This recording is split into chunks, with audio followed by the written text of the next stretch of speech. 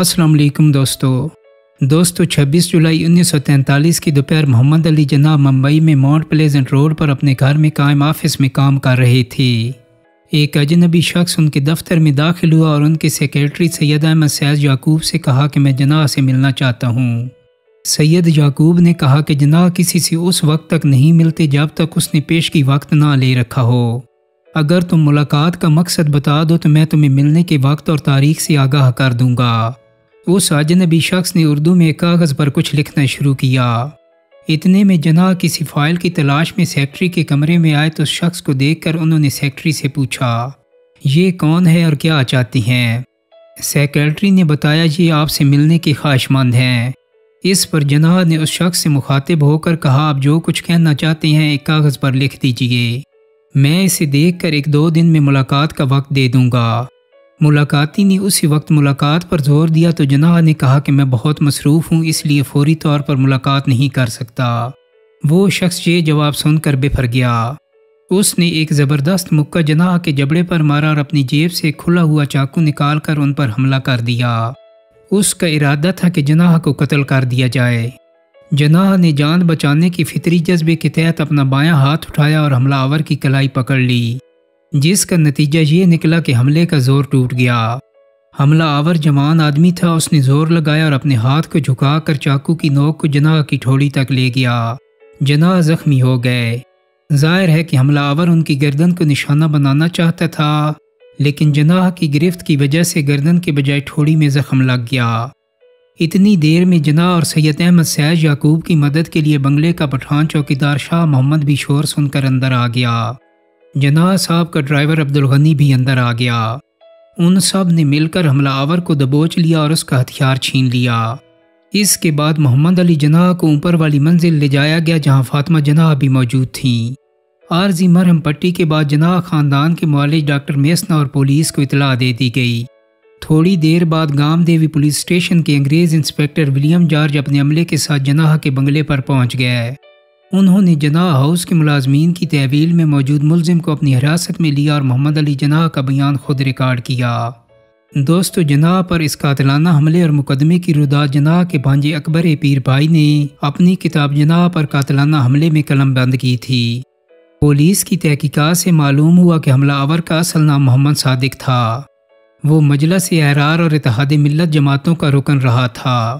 مولانا ظفر علی خان نے اس کی کارکردگی سے خوش ہو کر اسے کامریڈ کا خطاب دیا تھا، جسے ترجمہ کر کے اس نے اپنا نام رفیق رکھ لیا تھا۔ صابر اس کا تخلص تھا اور وہ مزنگ کا رہنے والا تھا۔ یوں اس کا نام رفیق صابر مزنگوی مشہور ہو گیا۔ بتایا جاتا ہے کہ جب ظفر علی خان مسلم لیگ میں شامل ہوئے تو یہ شخص بھی مسلم لیگ کا رکن بن گیا۔ ظفر علی خان نے اسے مسلم لیگ مزنگ کا پراپیگنڈا سیکرٹری بھی مقرر کیا۔ ایک اور روایت یہ بتاتی ہے کہ رفیق صابر مزنگوی کا تعلق مسلم لیگ سے نہیں بلکہ خاکسار تحریک سے تھا۔ رئیس احمد جعفری نے اپنی کتاب قائد اعظم اور ان کا عہد میں لکھا ہے کہ یہ وہ زمانہ تھا جب خاکسار والے مسلم لیگ اور قائد اعظم کے خلاف ہمہ جہاد بن گئے تھے، اور انہوں نے یونیسٹو سے ساز باز کانگریس سے یارانہ اور احرار سے میل جول شروع کر دیا تھا اور مسلم لیگ کے خلاف ایک محاذ قائم کر دیا تھا۔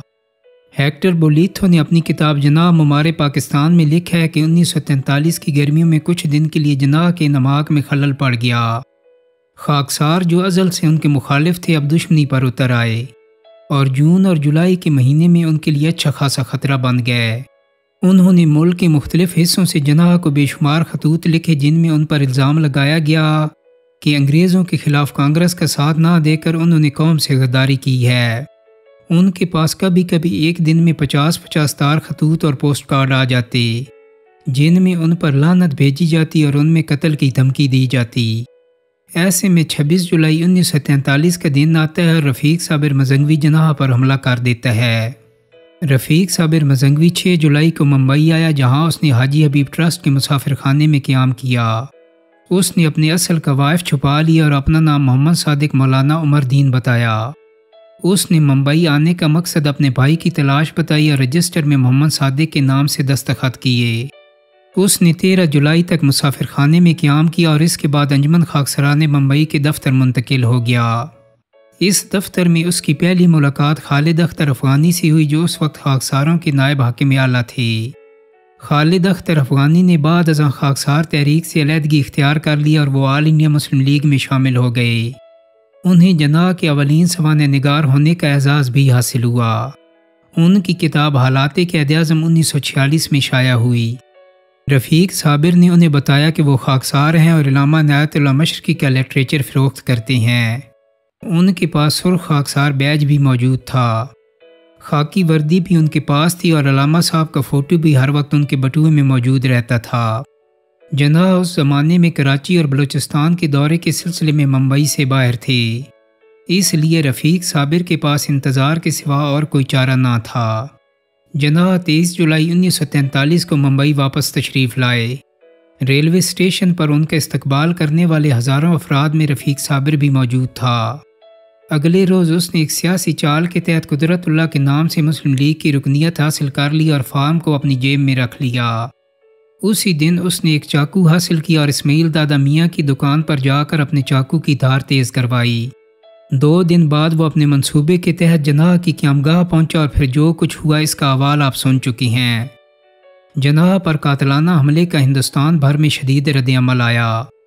مختلف اخبارات نے اس خبر کو جعلی انداز میں شائع کیا اور مذمتی ادارے تحریر کیے۔ سندھ کے نامور رہنما غلام مصطفیٰ بھرگری نے مشہور صحافی منیر احمد منیر کو دیے گئے ایک انٹرویو میں، جو ان کی کتاب دی گریٹ لیڈر جلد 2 میں شامل ہے، بتایا کہ جناح پر ہونے والے اس قاتلانہ حملے کی خبر سننے کے بعد سیاسی رہنما جی ایم سید کا برا حال ہو گیا۔ یہ خبر سندھ اسمبلی پہنچی تو جی ایم سید بے ہوش ہو گئے، انہیں پانی وانی ڈال کر ہوش میں لایا گیا۔ جی ایم سید ہوش میں آئے تو انہیں بتایا گیا کہ جناح سلامت ہیں اور یہ اطلاع غلط ہے کہ انہیں قتل کر دیا گیا ہے۔ اس سے اندازہ لگایا جا سکتا ہے کہ جی ایم سید کو اس زمانے میں جناح سے کتنی عقیدت تھی۔ خالد اختر افغانی نے اپنی کتاب حالات قائد-اعظم میں لکھا ہے کہ جناح پر حملے کی خبر بجلی کی طرح پورے انڈیا میں پھیل گئی۔ اگلے دن اخبارات میں علامہ مشرقی کا ایک بیان شائع ہوا جس میں علامہ صاحب نے رفیق صابر کے متعلق لکھا کہ وہ خاکسار نہیں۔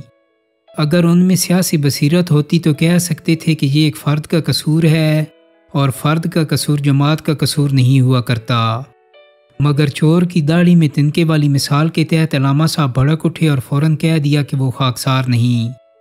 حالانکہ اس کے بعد علامہ صاحب کے بیانات سے ظاہر ہوتا ہے کہ علامہ صاحب کو رفیق صابر سے گہری ہمدردی ہے۔ خالد اختر افغانی مزید لکھتے ہیں کہ کم و بیش یہی بات روزنامہ انقلاب نے 29 جولائی 1943 کو اپنے اداریے میں کچھ اس طرح تحریر کی۔ اس اداریے کے مطابق یہ امر محتاج ثبوت نہیں رہا کہ مسٹر محمد علی جناح پر قاتلانہ حملہ کرنے والا نوجوان لاہور کا ایک معروف خاکسار ہے اور مزاح کے لوگ اس کو اچھی طرح جانتے ہیں۔